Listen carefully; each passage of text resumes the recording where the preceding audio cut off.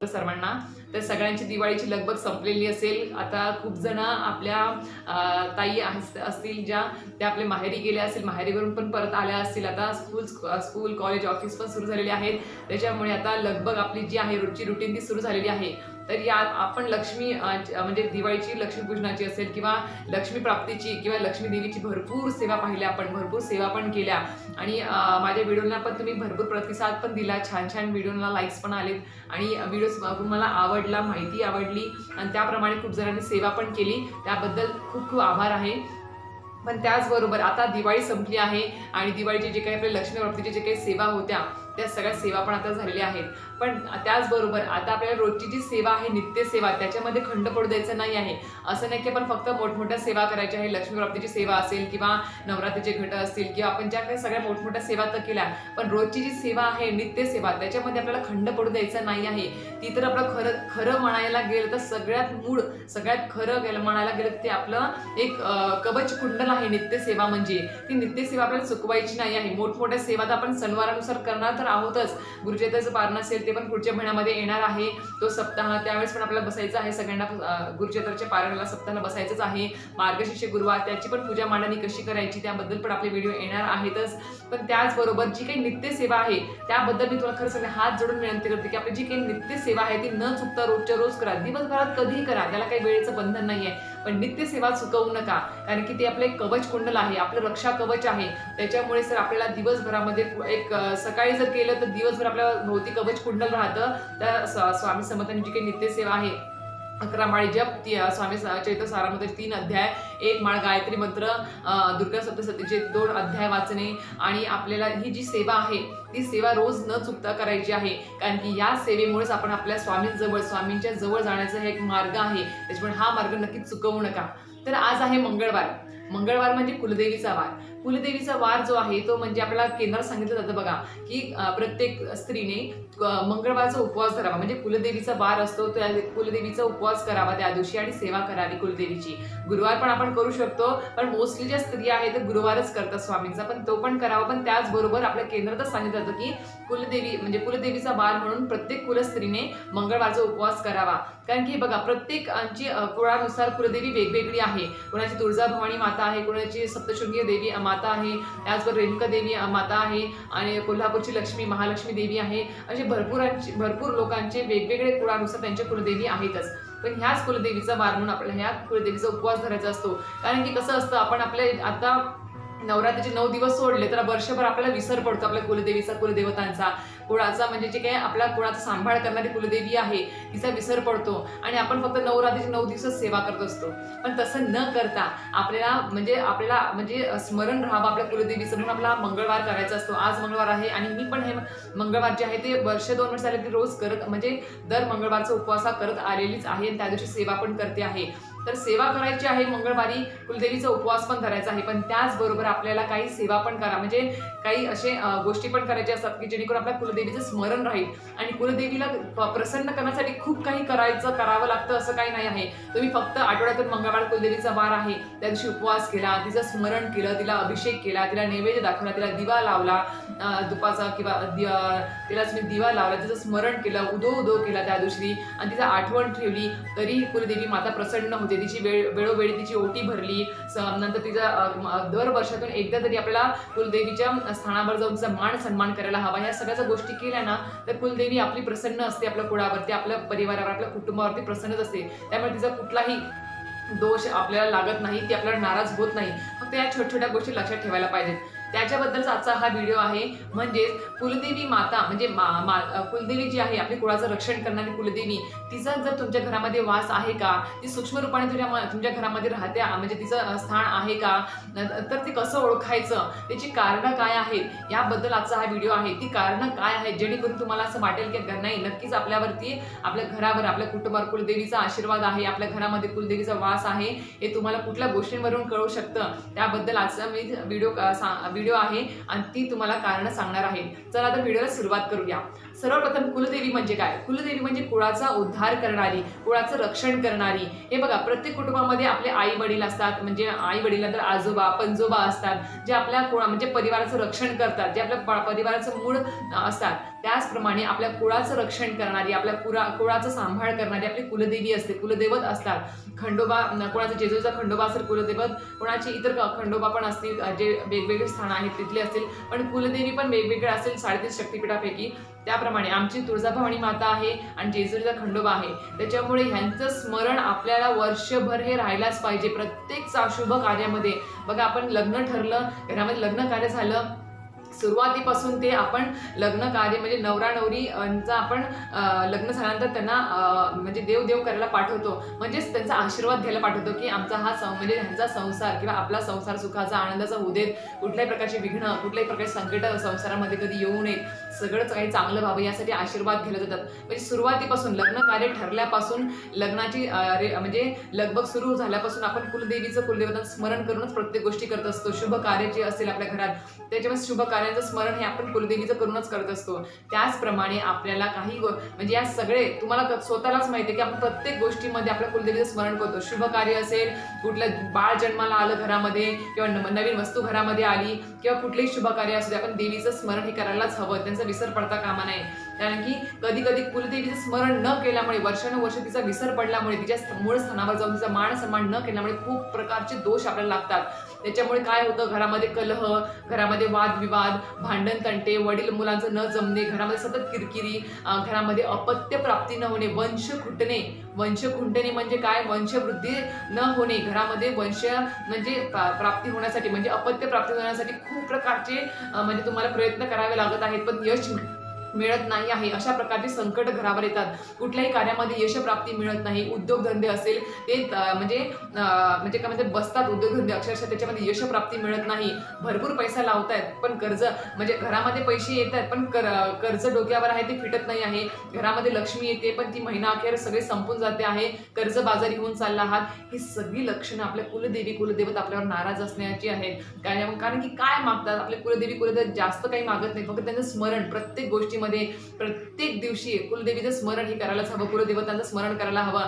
वर्षातून फक्त ते एकदाच त्यांच्या मूळ स्थानावर जाऊन त्यांचा मान सन्मान करावा अशीच अपेक्षा करतात आणि त्यांची ओटी भरायची असते. घरातले लहान मोठे ज्येष्ठ असतील ते सगळ्यांनी मिळून जाऊन कुलदेवीचं आपल्याला मान सन्मान करायचं असं दर्शन घ्यायचं असतं. तुम्ही बघा, आता येणारं नवीन वर्ष जे आहे जानेवारी महिन्यामध्ये तुम्ही जाऊन कुलदेवीचं मूळ स्थानावर जाऊन मान सन्मान करा, कुलदेव खंडोबाच्या मूळ स्थानावर जाऊन मान सन्मान करा. बघा तुमचं वर्ष किती छान जातं, किती म्हणजे आनंद प्राप्त होतं आणि कुठल्याही गोष्टीमध्ये कुठल्या प्रकारचे अडथळे वर्षभर येत नाहीत, कुठल्या प्रकारचे दुःख संकट आपल्या वाटी येत नाहीत. कारण की कुलदेवी तेच करत असते, आपल्या म्हणजे घरावरती कुठल्या प्रकारचं संकट, आपल्या येणाऱ्या आयुष्यामध्ये कुठल्या प्रकारचं घोर संकट असेल ते आपल्यापर्यंत पोहोचू देत नाही. जर आपण कुलदेवीचं स्मरण ठेवलं, कुलदेवतांचं स्मरण ठेवलं, त्यांचा मान सन्मान केला, वेळोवेळी उपवास केला, त्यांचं घरामध्ये सेवा केली, जयघोष केला किंवा उदो केला, देवीचा ओटी भरली वेळोवेळी, ह्या जर गोष्टी केल्या तर कुलदेवी आपल्यावर माता प्रसन्न होतेच आणि तिचा शुभ आशीर्वाद आपल्यासोबत राहतो. तर त्याचबरोबर आपल्या घरामध्ये कुलदेवीचा वास आहे त्याबद्दल थोडी कारण सांगते. हे बघा, जर तुमच्या म्हणजे कुलदेवी आपल्यावरती प्रसन्न आहे आणि तिचा आपल्या घरामध्ये वास आहे, हे कशावरून कळतं? पहिलं कारण तुम्हाला सांगते, ते म्हणजे जर तुमच्या घरामध्ये प्रत्येक गोष्ट ही छान होते आहे, म्हणजे म्हणजे मुलाचं वडिलांचं पटत आहे, म्हणजे मुलगा वडिलांच्या मत घेऊन त्यांचे विचार घेऊनच कुठलं पण कार्य करतो आहे, घरामध्ये एक एकोपा आहे, कुठल्या प्रकारचं भांडण नाही आहे, किरकिरी नाही आहे, प्रत्येकाचं मत एकमेकांशी जुळतं आहे, प्रत्येकाचं म्हणजे संगणमत होत आहे, प्रत्येक विचारामध्ये कुठलीही गोष्ट करताना एकमेकांचा विचार घेत आहे, मत घेत आहे की ही गोष्ट करावी का, एकोपा आहे घरामध्ये, तर समजावं की कुलदेवीचं तुमच्यावरती घरावरती आशीर्वाद आहे, कुलदेवी माता तुमच्यावरती प्रसन्न आहे. दुसरी गोष्ट, घरामध्ये अपत्य प्राप्ती, जर तुमची वंशवृद्धी जी आहे घरामध्ये लग्न झाल्यावरती जोडप्यांना वंशवृद्धी म्हणजेच अपत्य प्राप्तीसाठी कुठल्याही प्रकारचे म्हणजे जे ट्रीटमेंट आहेत आता जे निघाले ते ट्रीटमेंट आहेत किंवा कुठल्याही प्रकारचे त्यांना नवस बोलावे लागत नाही आहेत, म्हणजे सुरळीतपणे त्यांना अपत्य प्राप्ती होते आहे आणि कुठल्याही प्रकारचे त्याच्यामध्ये विघ्न येत नाही आहेत किंवा अपत्य झालं म्हणजे प्रेग्नेंट राहिले, अपत्य झालं ते जगलं नाही, अशा प्रकारची संकट येत नाही आहेत, सुरळीत वंशवृद्धी होते आहे आहे आणि कुठल्या प्रकारचं प्रॉब्लेम्स नाही आहेत म्हणजे अपत्य प्राप्तीमध्ये त्या घरामध्ये, आणि हसून खेळून बाल गोपाळांचं सगळं म्हणजे घरामध्ये बाल गोपाळ खेळतायत, नांदतायत, हसतमुख सगळं चाललेलं आहे, तर समजावं की कुलदेवीचा आशीर्वाद आहे, कुलदेवी माता प्रसन्न आहे. तिसरी गोष्ट ती म्हणजे घरामध्ये कुठल्याही प्रकारची वाईट शक्ती ही येत नाही, म्हणजे घरात प्रवेश करत नाही आहेत. कुठल्याही व्यक्तीला म्हणजे म्हणतात ना, अमावस्या पौर्णिमा आली की कोणाला त्रास होतो, कोणाला पितृदोष असतो, कोणाला त्रास होतो, ह्या गोष्टी ज्या घरामध्ये होत नाही आहेत, ज्या घरामध्ये बिलकुल असा काही त्रास नाही आहे, सगळे म्हणजे असे व्यवस्थित आहेत, म्हणजे सुदृढ आहेत, म्हणजे त्यांच्या घरामध्ये कुठल्याही प्रकारची आरोग्याची समस्या नाही आहेत, शारीरिक समस्या नाही आहेत. नाही तर काय काय घरामध्ये कसं असतं, एखादा आजार पण लागलं त्याचं निदान होत नाही, पण ते आजार पण असं वर्षानुवर्ष चालत राहतं, म्हणजे बेडवरती झोपलेलेच आहेत, म्हणजे त्या गोष्टींचं भरपूर चेकअप केलं, भरपूर ट्रीटमेंट केलं, पण त्यांना त्याच्यामध्ये म्हणजे कुठल्याही प्रकारचा आराम मिळत नाही आहे त्या रोगावरती, आणि त्यांना ते म्हणजे तो जो रोग आहे तो आयुष्यभर शेवटपर्यंत त्यांच्या सोबत राहतो आहे. आणि एक झाले की एक व्यक्ती आजारी आहे, आज लहान मुलं आजारी आहे, उद्या वयस्कर व्यक्ती आजारी आहे, त्यानंतर कोणतरी घरातली म्हणजे कर्ता पुरुष आजारी आहे, असं जर घरामध्ये आजार पण असेल तर समजावं की कुलदेवीचा तुमच्यावरती आशीर्वाद नाही, कुलदेवी तुमच्यावरती म्हणजे नाराज आहे असं समजावं. त्याचमुळे घरामध्ये जर तुमच्या आजार पण नाही आहे, सगळे सुदृढ आहे, शारीरिक दृष्ट्या अतिशय छान आहेत सगळे, असं वातावरण असेल तुमच्या घरामध्ये, तर समजावं की कुलदेवीचा तुमच्यावरती आशीर्वाद आहे आणि कुलदेवीचा तुमच्या घरामध्ये वास आहे. त्याचबरोबर आपण जर समजा ऑफिसमध्ये समजा कर्ता पुरुष गेलेला आहे किंवा आपण बाहेर कोणाच्या घरी गेलो आहोत, अशी तुम्हाला ओढ लागणे घराकडे जाण्याची, आपण आपल्या घरी जायला पाहिजे, मला इथे करमत नाही आहे, आपण आपल्या घरी जायला पाहिजे, मला घरातच प्रसन्न वाटतं आपल्या, असं जर वाटत असेल तुम्हाला तर समजा की आपल्या घरामध्ये कुलदेवीचा वास आहे. कारण की आपल्याला आपल्या घराकडे जाण्याची ओढ वाटणे, घरामध्ये करमणे, घरामध्ये पॉझिटिव्ह वाटणे, घरामध्ये पॉझिटिव्ह एनर्जी असण्यासारखं वाटणे, प्रसन्न वातावरण असण्यासारखं वाटणे, एक सुगंध घरामध्ये दरवळतो आहे, अचानकपणे घरामध्ये सुगंध दरवळतो आहे आणि छान प्रसन्न वाटतं, तर समजावं की कुलदेवी आपल्या घरामध्ये तिचं स्थान आहे आणि ती आपल्यावरती तिचा आशीर्वाद आपल्या घरावरती आहे. नाहीतर कधी कधी काय होतं, घरामध्ये सतत किरकिरे आहे, कटकटी आहे, तर कर्ता पुरुष काय करतो, कामावर गेला आहे, त्याला कामावरून घरी येण्याची इच्छा होत नाही, एक तर सकाळी लवकर जातात आणि रात्री उशिरा येतात, कारण की त्यांना घरात माहिती असतं की काय वातावरण आहे, घरात गेले की किटकिट असणार, किरकिरे असणार, लहान मुलांचे काही असणार किंवा बायकोचं काही असणार किंवा आईवडिलांचं काहीतरी असणार, काही ना काहीतरी कारण असतं. त्यामुळे कर्ता पुरुष घरातला घरी येण्यास तयार नसतो. काही काही घरामध्ये तर पती पत्नीमध्ये वाद असतात, म्हणजे बायको माहिती जाते निघून, ती घरामध्ये म्हणजे सासरी येण्यास नकार देते. त्या सगळ्या गोष्टी आपल्या कुलदेवीचा कोप आपल्यावरती झालेला आहे, आपल्याला तिचा विसर पडला आहे, जर आपला मान सन्मान आपल्या हातून तिचा योग्य पद्धतीने होत नाही आहे, ही त्याची कारणं असतात. त्याच्यामुळे ज्या घरामध्ये प्रसन्न वातावरण आहे, पती पत्नी मध्ये गुण्यागोविंदा नांदतायत, घरामध्ये बाल गोपाळ खेळतायत, आई वडील सुखी आहे, आनंदी आहेत, समाधानी आहेत, घरामध्ये कुठल्याही प्रकारचा म्हणजे आजार पण नाही आहे, तर ह्या सगळ्या ज्या गोष्टी आहेत ना, म्हणजे एकोपाने राहत आहेत, संगनमताने सगळ्या गोष्टी होतात आणि वर्षातून एकदा तरी आपल्या कुलदेवीच्या मूळ स्थानावर जाऊन आशीर्वाद घेतात, त्यांचा मान सन्मान करत आहेत, तर समजावं की त्या घरामध्ये सगळं म्हणजे कुलदेवीचा म्हणजे वास तर आहेच, आशीर्वाद पण आहे आणि प्रत्येक शुभ कार्यामध्ये कुलदेवी त्यांच्यासोबत असणारच आहे आणि तिचा आशीर्वाद पण असणारच आहे. तर ही जी कारणं आहेत, ही कारणं तुम्ही स्वतः जाणून घ्या, स्वतः तुम्ही ओळखा की आपल्या घरामध्ये काय वातावरण आहे, याचं कारण काय आहे. मी तुम्हाला सगळ्यात प्रथम सांगितलं आहे की आपण नित्यसेवा रोज करतोच. कोणी काय करतं, नित्यसेवा करा म्हणून सांगितलं की नित्यसेवाच करतं, मग कुलदेवीचा मान सन्मान असेल, कुलदेवतेचा मान सन्मान असेल, ते वर्षानुवर्ष करतच नाही आहेत आणि म्हणतात की आम्ही नित्यसेवा करतो, तुम्ही सांगितलं सगळ्या सेवा करतो, उपाय करतो, पण आम्हाला यश प्राप्ती होत नाही, अपत्य प्राप्ती होत नाहीत. तर तुम्हाला एकच सांगते की आपली कुलदेवी जर आपल्यावरती नाराज असेल ना, आपण जर आपल्या कुलदेवीचा जर विसर पडला असेल आपल्याकडून, तर अपत्य प्राप्ती तर काय, वंश सुद्धा खुंटतो आपला, एवढा सुद्धा कोप होतो आपल्या कुलदेवीचा. त्याच्यामुळे नक्कीच आजपासून प्रत्येक कुलस्त्रीने आपल्या कुलदेवीचा जो काही वार असेल, तुमच्या त्या कुलदेवीचा वारचा उपवास धरायला सुरुवात करा. त्या दिवशी कुलदेवीचं नामस्मरण करा. त्याच दिवशी नाही, रोज आपल्या हातून जयघोष देवीचा झाला पाहिजे.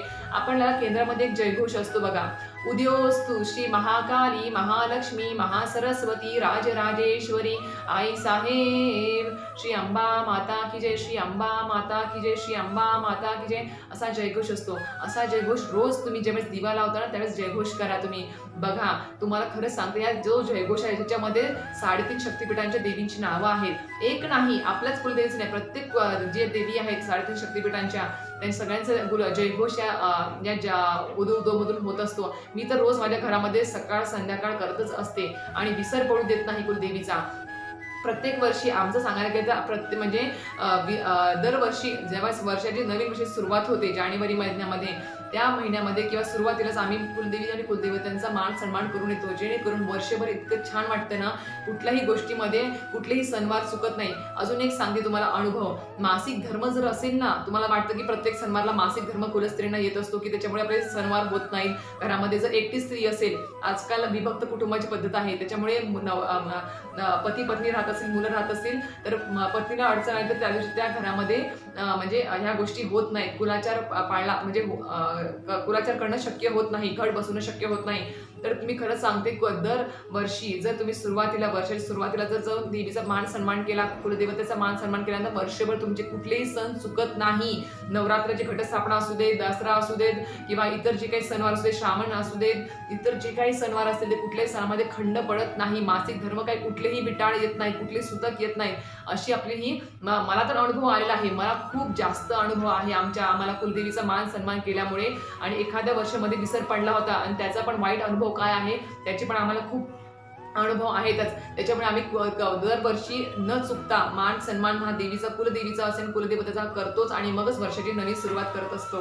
तर अशा प्रकारे तुम्ही देखील सुरुवात करा आणि आपल्या कुलदेवीचं विसर पडू नका देऊ. नामस्मरण तर रोज करा. एक माळ जप जो सांगितला आहे तुम्हाला का 99 मंत्र, त्याच्यामधून देखील आपण जर एक माळ केली ना ती रोज, तरी आपल्या हातून कुलदेवीचं आपलं म्हणजे जी सेवा आहे ती घडत असते. 99 मंत्र सगळ्यांना माहिती असेल. ओम ऐं ह्रीं क्लीं चामुंडाय विच्चे.